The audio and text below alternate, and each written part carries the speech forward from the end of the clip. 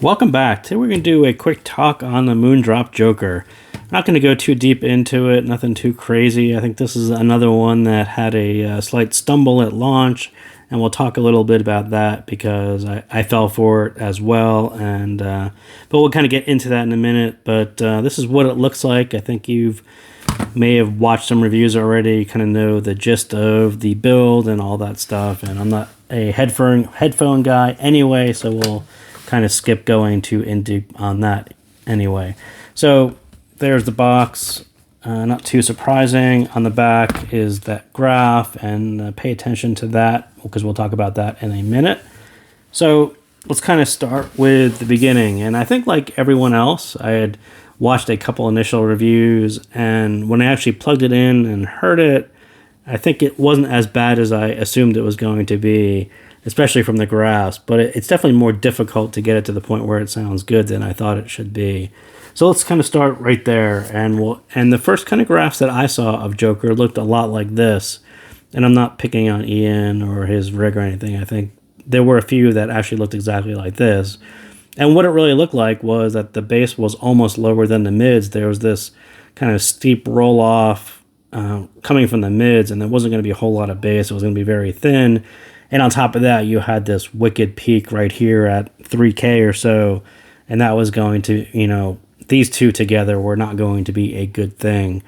So that was my initial going in. This is going to sound super thin, peaky, bright, screechy, shouty. Something was going to happen there. And then this wasn't really going to be enough bass to sound right for most genres. So that was my assumption going in. And when I plugged it in, I said, well, it's not quite like that. And I started off most reviews with Nickelback, of course, so it sounded decent. If you go back to How You Remind Me and Photograph, two classic Nickelback songs, didn't sound nearly as thin as I was thinking it was going to be. And then I'm like, well, let's go after that 3K peak and we'll hit some Taylor Swift Maroon. And again, it doesn't sound all that far from what it should sound like. It was reasonably good. That pin a peak and a pin on a headphone is kind of odd because you're not bypassing the ear canal, so it's not necessarily compensation. It's just kind of a emphasis on the frequency, and that's kind of what it sounds like. There's just an emphasis to her voice. It sounds a little bit clearer, a little more energetic. So a perfect circle, Judith, you kind of get that lowered bass. There isn't quite that foundation of bass that you really need to pull off that song, Judith. It kind of floating, you were missing the bass, and I kind of got more of a feel for what the graph looked like. Madonna's Holiday, it doesn't really need a whole lot of lower bass, and the treble was energetic. It actually sounded pretty good. Her voice actually sounds pretty good on Joker, kind of right out of the box. So Bon Jovi's Wanted Dead or Alive, by the time I got to Slippery When Wet, that whole CD, I sort of got exactly what was going on with this one. And my version of that album happens to be recorded lower than everything else. So I had actually turned up the volume quite a bit to get it to sound right.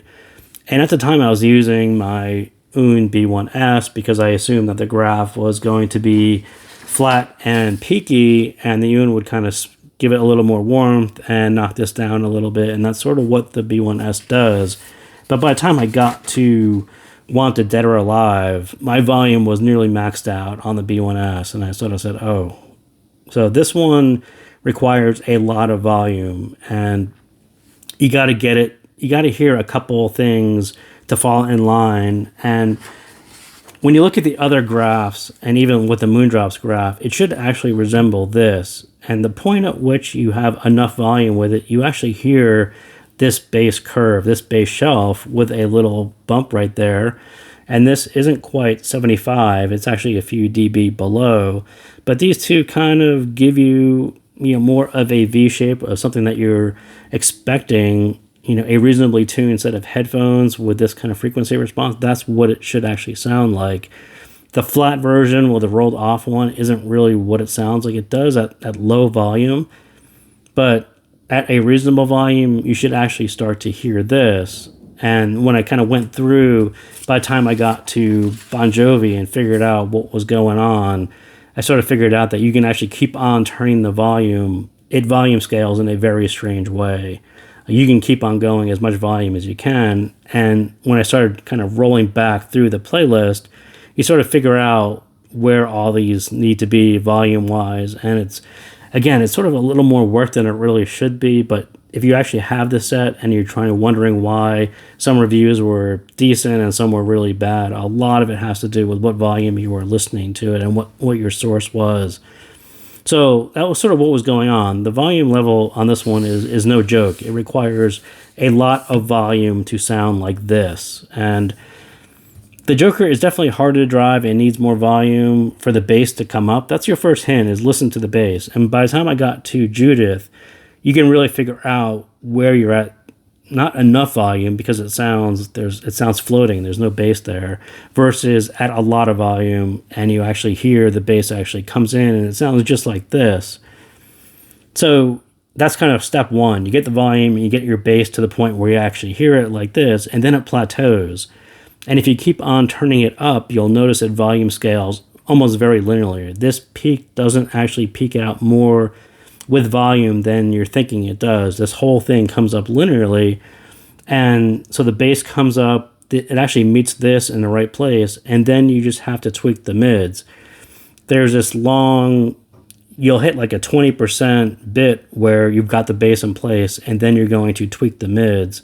So when you think you're at the right volume where the bass kind of hits it, you need more until you hear the mids move, which is a lot more volume. And by move, they're going to go forwards and backwards. And on Taylor Swift, that's exactly what you hear. Her voice is a little bit back, and then you move it the volume, and it's a little bit more forward. But the volume is moving in kind of large turns. This isn't like an NIEM where you're moving it a hair either way. These are actually pretty big turn, much more of a bigger turn of the knob than you're thinking it. So after all that, is it amazing after high volume? You're still adjusting the volume per track, which to get it to sound right, which is a little bit too much work. And there's still this is still a little spicy. There's a forwardness to the vocals.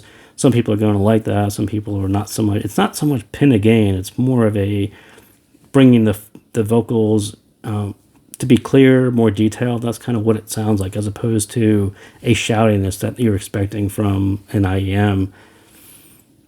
And sometimes it just heads in the wrong place, like Billy Idol's White Wedding, that the part 1 and 2 version, the shotgun mix, some of that 80s synth doesn't hit these peaks in the right place. But it's just not bass light, and it's not screechy as it looked like on some of the initial graphs, especially at first glance. And it is a vocal forward signature, so it sounds a bit strange or good if you like that. Just a real emphasis right here. And you need to get this kind of right in balance with this. Otherwise, the whole thing sounds quite odd.